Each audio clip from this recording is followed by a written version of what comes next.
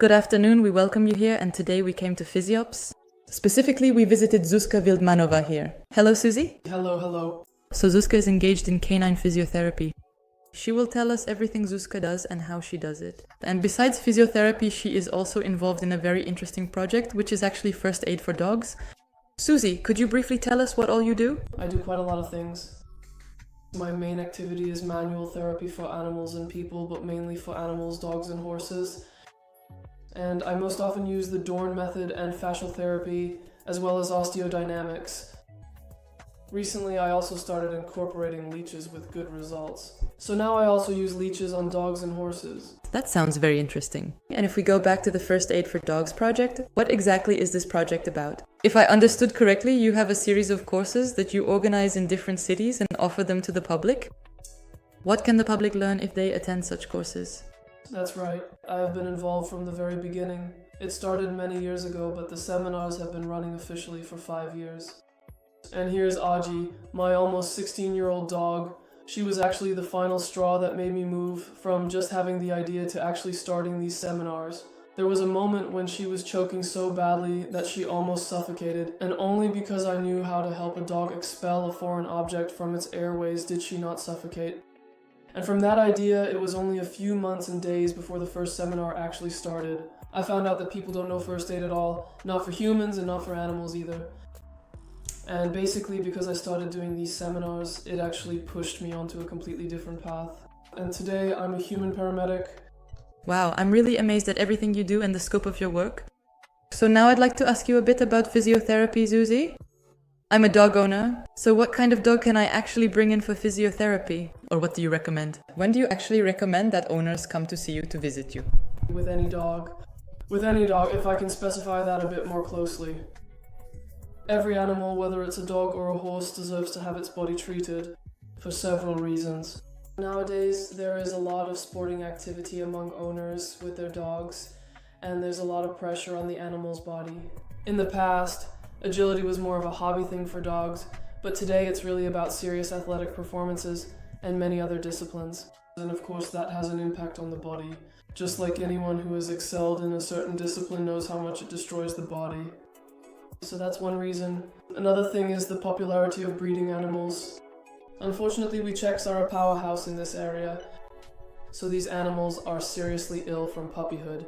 Their joints and spine don't develop properly, and at a very young age, they have to deal with herniated discs and other conditions, sometimes unfortunately ending in euthanasia. And of course, even if these animals are so-called couch potatoes at home, if the animal leads even a slightly active life, there are falls when running after a ball or falling off the couch, which is very common with small dogs. There are also conflicts between dogs which can cause some kind of mechanical blockage in the body, and a lot of young animals have unexpectedly stiff bodies, and people, well, we've even had 7-month-old animals come in because their animals are limping for unexplained reasons.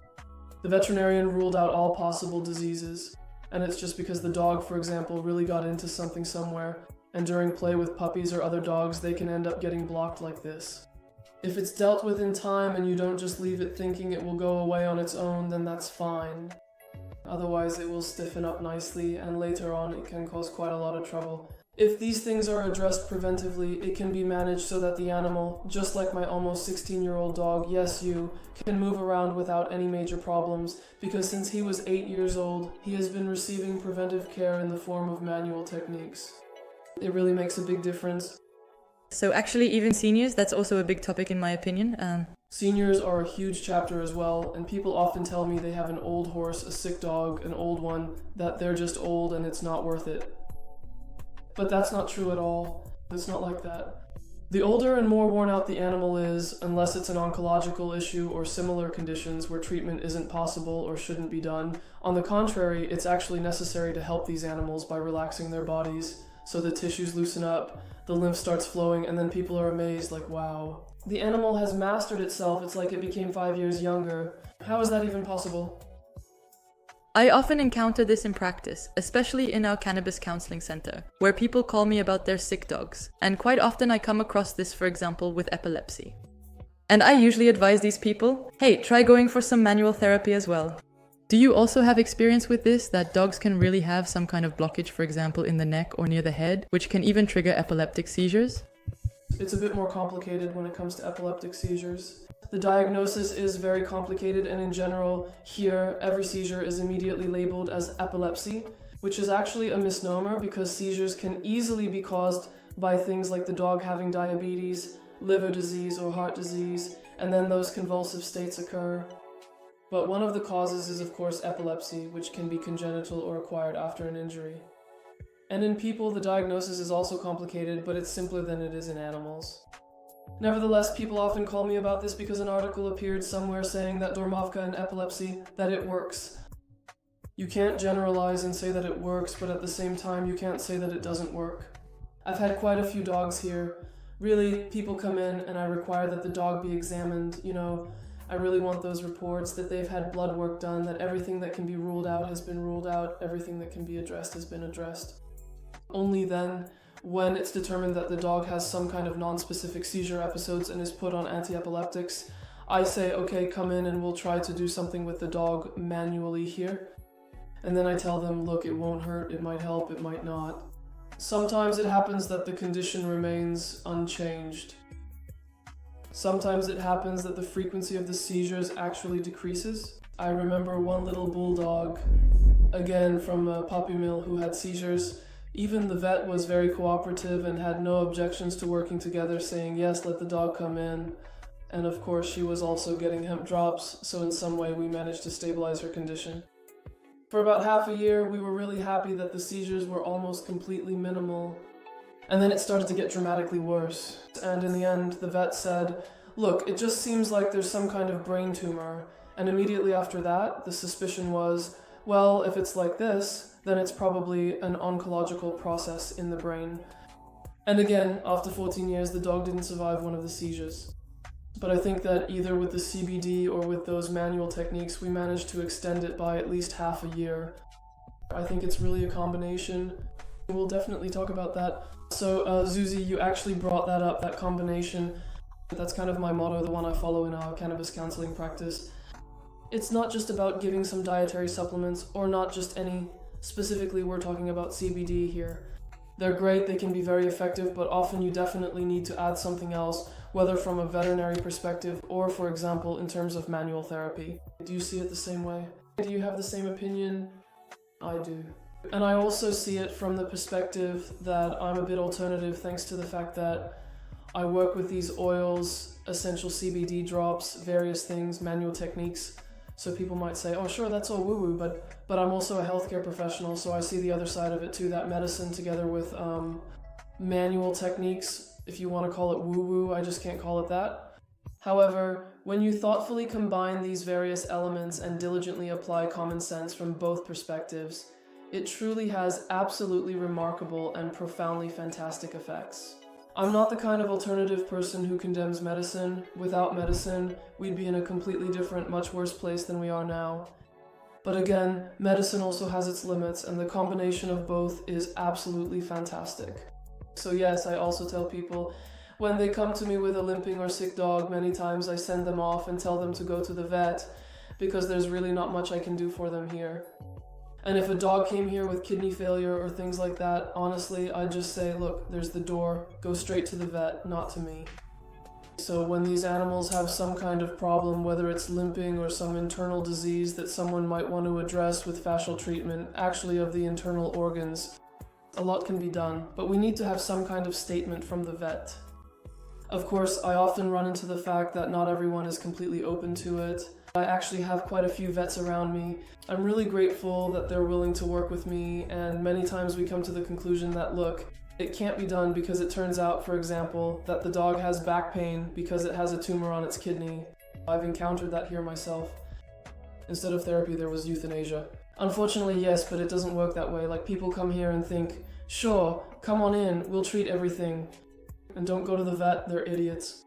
We'll solve it all here. Well, for me, it just can't work like that. But it can't work the other way either, like saying the shelter is useless, they're idiots, they just manipulate the dogs there. That doesn't work either. There has to be some kind of harmony between the two, some sort of balance between them. and even CBD oil or any other supplement, whether it's joint supplements, dietary supplements, CBD oil, essential oils, anything really, on their own, in my opinion, these things do have an effect. But if you find something that can be nicely combined with them, then it actually enhances the effects of each individual method. I'm not saying that a dog necessarily comes in here and gets this, that, and the other all in one treatment, of course not.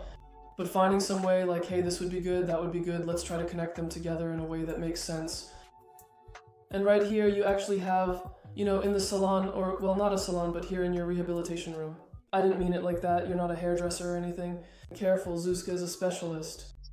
So here you actually have, for example, our hemp products, the drops, and I think I'll pause for a moment to talk about the drops. The treats are great, and we know the oil is also great for food and so on, but specifically from a therapeutic perspective, it's definitely the CBD. What do you most often use it for here, and what do you recommend it to your patients for? Often, it really helped, especially with my own dog, who is 18 years old, and I really noticed a difference. 3 years ago, he survived a stroke, and this is exactly where medicine and alternative approaches come together. The dog is taking medication to dilate his blood vessels, which doesn't really have any side effects like, say, anti-inflammatories or something like that. And on top of that, of course, manual techniques to help his body function well, to keep him nice and relaxed. And then there's the CBD oil. Yes, that's exactly what I was talking about a moment ago. I combine and connect several things, but in a meaningful way, so that it all makes sense and has a clear purpose. And then it works much better than just using one thing or one medication in isolation.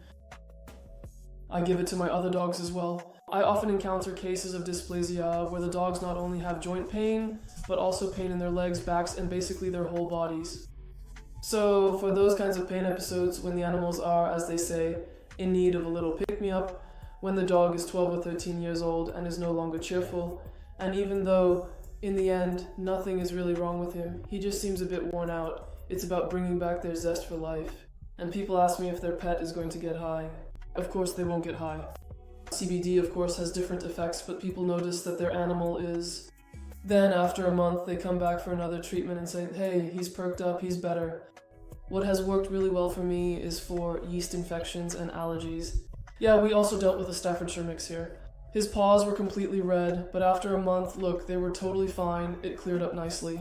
Of course, that's probably... You also have to keep the animal on a special diet for allergies. Exactly, yes. There are a lot of factors like the dog eats something somewhere, gets some treats from grandma. Sure, we know who that is. Yes, but yeah. There was a nice effect and I use it for post-operative conditions. Recovery. Exactly. And more or less, a lot of people respond well to it and often come back for another package. What's also starting to get attention now is New Year's Eve. Calming the dog. And overall, when a dog comes in here and people tell me he gets scared when I slam the door, he panics, he's afraid when, I don't know, anything happens like a spoon falls on the floor. He's afraid of people, afraid of animals, he's just scared of everything. Separation anxiety and things like that. So of course, with separation anxiety, it's not like you just put some CBD oil under the dog's tongue and suddenly he's not afraid anymore. It's something you really have to work on. It's definitely a long-term process. But I say, look, let's try it. Let's see if we can influence things a bit with the CBD. Let's try to fine-tune the dog a little. Let's try to find a way, a way to help the dog perceive you better, to find a path so that you can actually influence the dog's mental state. So there are also some nice results. People say that they really do see the animal calming down, that the situations are handled a bit differently now, and of course some training, some kind of guidance from the owner's side still has to be there. And they said that with the CBD, it's easier for them to work with the dog, that the dog is more open, more communicative with the owner, and the process of breaking down those psychological blocks. Well, thank you very much for the summary, Zuzi. Tell us, when someone makes an appointment with you like this, calls you and says they want to come with their dog, how does it actually work? What's the waiting time for this service, for example? And could you please tell us briefly, just in a nutshell? Sure. I try to make sure that urgent cases are treated as urgently as possible. If there's an indication that it needs to be done within a few days, I try to accommodate that, but it's not always possible. Sometimes the waiting time is 3 weeks, sometimes it's a month, and sometimes a spot opens up and I tell people, hey, next week, Friday morning. And they're like, oh, okay. And I say, well, that's a rare exception. But generally, I'd say 3 weeks to a month. Sometimes it's a busier period, especially before and after the sports season. Sometimes I tell them in March, hey, come at the end of April, we don't have time right now. But it's manageable. I really do keep some slots open for acute cases so that I can handle those as soon as possible. And when the dog comes in with its owner, I always want the owner to be present. And it's not like I just drop the dog off here like at a grooming salon and go upstairs. I don't leave my dog at the salon either. Yeah. Some places want it that way, some don't. But no, it doesn't work like that. We can't just try handing the dog over and have them come back in an hour, right? For the IV, you'll be sitting here with me by the mat with the dog. So if the owner's presence is necessary, it's necessary for the owner to fill out a treatment form, where they provide the animal's medical history and sign a consent for the animal's treatment. They also sign a consent confirming that the therapy has taken place and, as I already mentioned, the precautions, what could happen if those precautions aren't followed, and so on. They sign that as well. And then we actually proceed. While the owner is still struggling with the questionnaire, I get acquainted with the dog. If I want to observe something specific, either I can already see in these few meters how the dog is walking poorly, or I take them outside so the owner can show me the dog moving on a leash. Sometimes that's not necessary. And then we proceed to the actual treatment. The treatment involves the dog being able to calmly stand, lie on its side, then on the other side, and sit, which is sometimes quite a stumbling block. There have been several instances where the dog simply wasn't treated, either because it tried to bite me, the owner or both of us, or the animal just broke down so much that there was no way to... And sometimes it just takes a little time, right? Sometimes it takes time, but mainly it really depends on the owner. And when the owner comes in all tense and says to me, that's not gonna work. Yeah, of course, we know how that goes. Yeah, but every time. A dog is a reflection of its owner. Yes, it's a big mirror. If the owner just says, look, he only has this kind of problem. I actually mix my own essential oils, my own blends. And when they come in saying, let's try to solve this somehow, we always manage to work it out, you know? But every time the owner deep down is like, I don't think this is possible, then it really doesn't work. We're both wasting our time, and on top of that, the animal is getting stressed out for no reason. But in most cases, the animals themselves have no problem with it. As long as the owner is okay with handling the dog in this way, the dog handles it just fine. And then the owner is surprised, like, the dog let itself be examined. It just lies down like this, and here, we're not at the vet, it's a completely different environment, and most of the time the dogs handle it just fine. And it even smells wonderful here thanks to those essential oils. And just so it doesn't sound like only dogs that can stand are allowed here, okay? I've actually been here with Zuzka with my own senior dog, who can't stand that well anymore, so even seniors like that. Of course, Zuzka can treat them and knows how to handle it. Sometimes they can stand, sometimes they can't, they just can't keep their balance. We also have some dogs coming with us like that. They can't stand for long, maybe 3 seconds, and then they fall to the ground. That's exactly what the gym balls are for here, of course. The dog is given support or the therapy is called off entirely. Those are the rules. If the animal is immobile, of course, I'm not going to drag it over the balls. You have to take an individual approach with that dog. The treatment lasts from about 30 to 45 minutes. And after the treatment, the dog leaves on its own and no special measures are needed. People ask me whether the dog can walk out on its own or what happens. Yes, it can walk out on its own. That's good news for owners of large breeds. You won't have to carry them. They should have, let's say, 3 to 5 days of rest. That means going out on a leash and walking for 3 days, so-called leash regime. No dog training, no workouts, no long walks. Just go out to relieve themselves and then back home. And we totally skipped the crucial question. What exactly will people learn when they attend your comprehensive first aid seminar? That's true. Well, they'll learn a lot of things. The seminar lasts 8 hours, and those who have attended tell me, as they sit at their computers watching the video, that it's a lot of information. They learn everything from the very basics. How to handle a dog when it's injured, what to actually do, what to do if something happens to your dog and you start to panic, what then? Who do you call, where do you go? That you actually need to call somewhere first, so someone will accept you for emergency treatment. And what do you do then? How do you even assess what might be wrong with a dog, at least approximately? People have absolutely no idea what a dog's normal body temperature is, which also means they don't know about changes in the color of the mucous membranes. The basics. And then, of course, we deal with handling and restraining the injured animal, which is also quite important, and we address specific situations from overheating to poisoning, resuscitation, and choking. things I've experienced myself so that others don't have to go through them. And we also thoroughly cover the essential basics of human first aid, because as a dedicated rescuer and experienced medic, it truly pains me deeply that many people unfortunately have absolutely no idea about these crucial life-saving techniques. So they also learn the fundamental basics, the absolute core fundamentals of effectively helping people in various emergency situations. I actually read about it somewhere in a discussion, and that was also an impulse for me. Someone was commenting on a first aid seminar for dogs, and someone else quite aptly remarked, "Yeah, dogs, but nobody here even knows how to help a person," which is a pretty harsh comment, but it's actually based on the truth, right? So I dare say that these people are able to provide basic help to a person. Several participants have already provided assistance even at car accidents and similar situations. I'm really proud of them. They've already helped both their own dogs and other people's dogs, so I guess it really does make sense, and that day is really comprehensive. There are about at least 10 or 12 topics that are covered in quite a lot of detail. Great. With practical training on my 3 dogs. Great.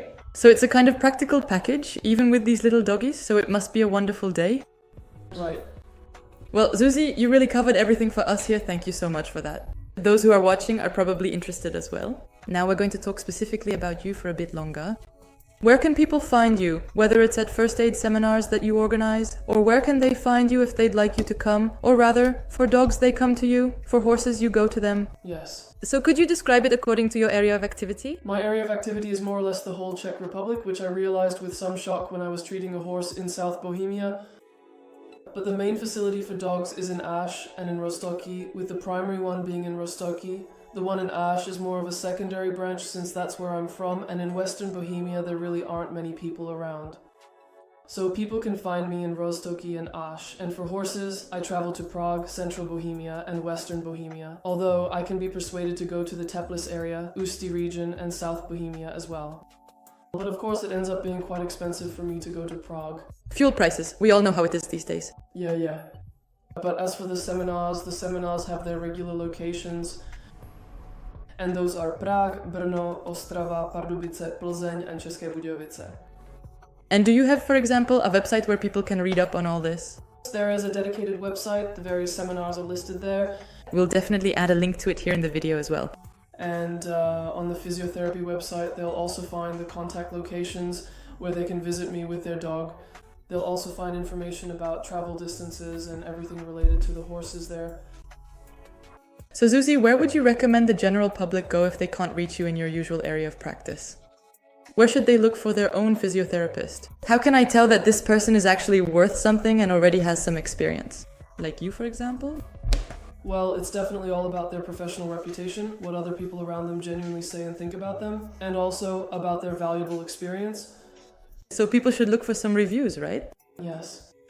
And of course, they should also ask about their education, because not everyone who takes a weekend seminar on dog massage is qualified to handle cases that require a more experienced therapist. And as a member of the Institute of Animal Health, I recommend checking the website. You'll probably add the link as well. Definitely. Recommended therapist. There's a map there where you can find them by region in the Czech Republic. So Zuzi, thank you so much for welcoming us, you and your whole pack here. It was a really lovely meeting, and I wish you many happy, satisfied clients and lots of wonderful experiences. Thank you for the invitation.